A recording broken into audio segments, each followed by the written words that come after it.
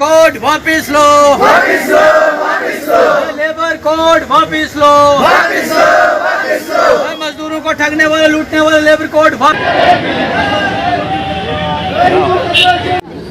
आज हम हिमाचल प्रदेश में मांग दिवस के रूप में आज के दिन को मना रहे हैं और जिसका मुख्य जो हमारी मांग है वो ये है कि जो ये नई हमारी केंद्र की सरकार बनी है उस सरकार ने आते 100 दिन का एजेंडा जो है वो तैयार किया है कि 100 दिन के अंदर सरकार क्या करेगी, जिसमें सरकार ने जो मजदूर विरोधी लेबर कोड हैं जिनका हम लगातार विरोध कर रहे हैं और सरकार ने ये 2020 में कोरोना के टाइम में पास कर दिए थे और हम उस समय से इसका विरोध कर रहे हैं और अब सरकार ने ये तय किया है कि इनको हम लागू करेंगे, जिसका हम सख्त विरोध करें पूरे देश के अंदर। 10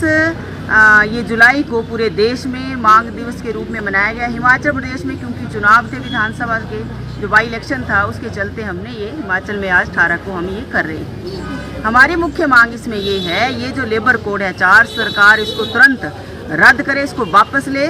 और दूसरी हमारा ये है, आप देखते हैं हिमाचल प्रदेश के अंदर हमारे जो आंगनवाड़ी है, मिड डे मील है, आशा वर्कर हैं, जितना स्कीम वर्कर है, जो सेंटर की जो बजट आता है वो बजट पिछले 3-4 महीनों से नहीं आ रहा है, तो समय पर वेतन का भुगतान नहीं हो रहा है। आंगनवाड़ी को वेतन का भुगतान नहीं है, सेंटर का अभी सेंटर का मिला, अभी स्टेट का भी जो मिलता है आज जो है 18 तारीख हो गई है, आज भी पेमेंट नहीं है,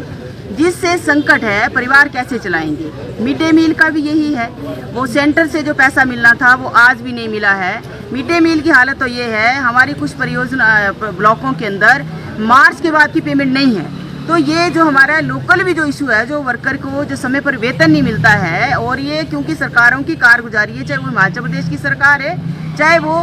भारत की सरकार है, तो ये वर्कर का शोषण हो रहा है। आज हम आए हैं, ये जो लेबर कोड लागू हो जाएंगे जिसके चलते चाहे वो स्कीम वर्कर है चाहे वो हमारा मजदूर है, ये सब के ऊपर जो है वो विपरीत असर पड़ेगा। और इन कोड के अंदर अगर ये लागू करते हैं तो दोबारा फिर से गुलामी की तरफ मजदूरों को ले जाने वाले कोड हैं, जिसका हम सख्त विरोध करेंगे। और आज हम ये सरकार को बताने के लिए आए हैं, यदि आप ये मजदूर विरोधी लेबर कोड वापस नहीं लेते हैं और जो ट्रेड यूनियन की मांग है कि न्यूनतम वेतन महंगाई के दौर में आप कितना दे रहे हैं, हम मांग करें 26,000 रुपये की मांग करें, ये जो सरकार भी बोलती है